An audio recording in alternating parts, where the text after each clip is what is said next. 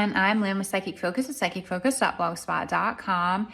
And real quick, thank you so much for listening to my video. Don't forget to like if you like my work, and also don't forget to subscribe if you'd like to receive notifications on future videos that I do. Also, I offer personal readings and distance Reiki, so if you're interested in any of that, please check me out on my blog. Now, on to the question. So there's a couple questions in parts to this topic, and the topic is the beer bug and transmitting after the shot. So the first question, hi Lynn, I hope that you're doing well. I was wondering if you could possibly do a beer bug update. Do you foresee lockdowns as a thing that passed that we no longer have to worry about in the US? Mr. Jones has predicted we'll be back to them by September, if not for the beer bug, then due to different global issues that are going on. So when I tuned into that question, I get that ultimately lockdowns are a form of control, and the more left-leaning states are going to use this to encourage, i.e. force, people into getting the shot. It's more about people getting frustrated, as all can be here, and just wanting their lives back. So they're trying to coerce people through this method. I absolutely see more lockdowns in our future.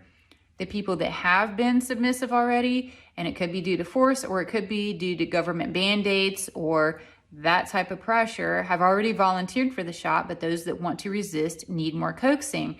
The lockdowns feel to be more of like a phase 2 approach, in which these people that are resistant have their life made even more difficult, and they try to get them to succumb to the pressure because of making life hard.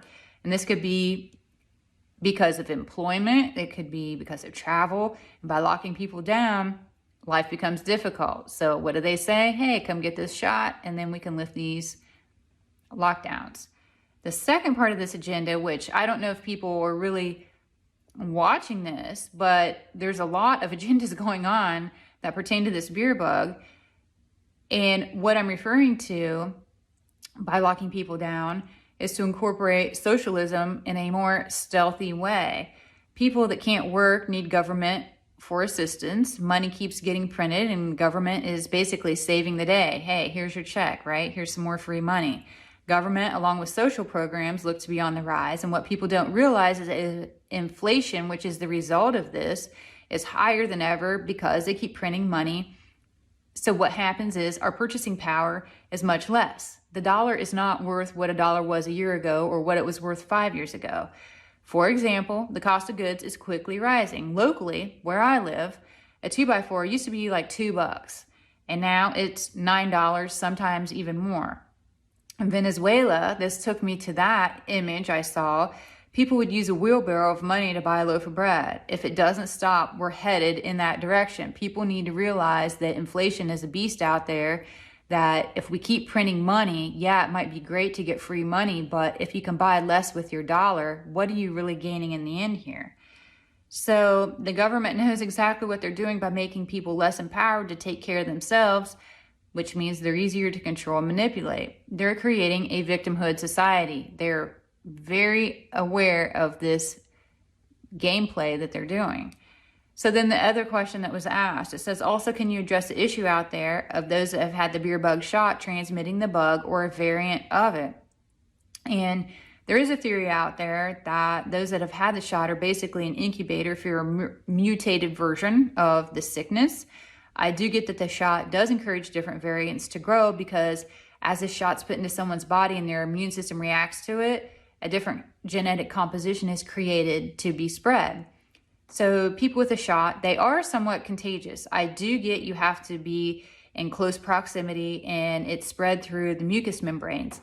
But what I thought was interesting was it feels to be more than just saliva. It's more from like a deep cough. It's like this deep mucus is where it's really being housed. And I see to combat this, you have to wash your hands and stay out of faces. It's pretty self-explanatory. Unless they are symptomatic and they cough in your face, a few feet alone looks to be sufficient. Be diligent, but you don't have to walk around in fear. Basically, treat someone like they have the flu and just use some common sense precautions. And if they're not symptomatic, you have even less to worry about, because it's these deep coughs that look to be what's really putting it out there. They cough on a surface and you touch it, you don't wash your hands. Yeah, you're going to put it in your body, but that's how it looks like it's being transmitted, and these variants are getting out there and being exposed. Okay, so the third part of this was another question. I thought this was really interesting.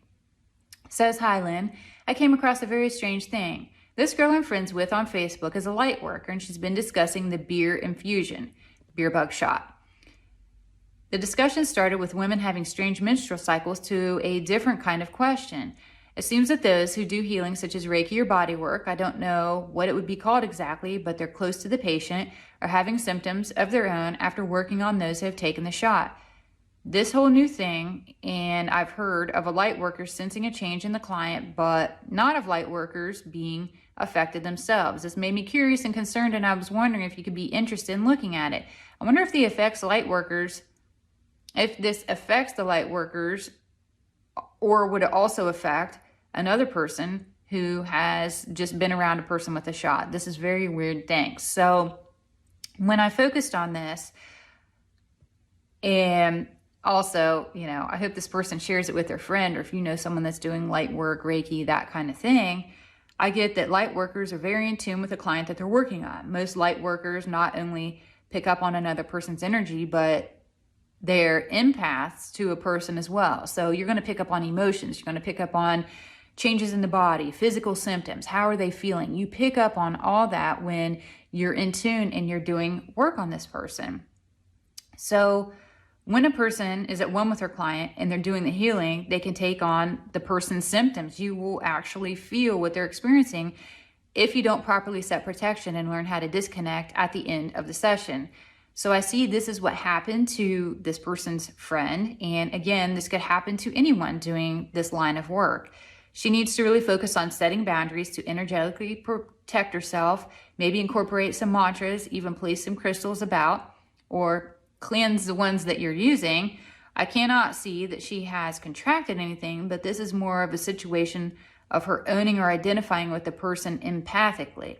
Yes, that person has changed, but you don't have to own it. You can feel it, you can experience it, you might even be able to help them by being able to empathically tune into it, but you don't have to own it and carry that with you.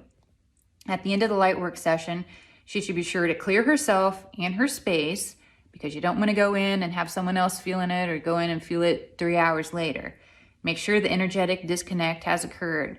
She will be at one with the client while doing the work, but should not be carrying this with her throughout the day. So really important to realize this. And if anyone out there is experiencing it, know that you need to go in and clear yourself and disconnect from this whole thing. Do not own someone else's stuff. You can relate, you can be empathetic, but you do not have to own it. And that was all I have for this reading. I do plan on doing a future one regarding the whole fertility and menstrual cycle part that was touched on here. I have a question on my blog itself, and I want to pull that and do it in its own separate reading. So stay tuned. I do have that coming up. And if anybody else has any questions, please go to the blog, check me out.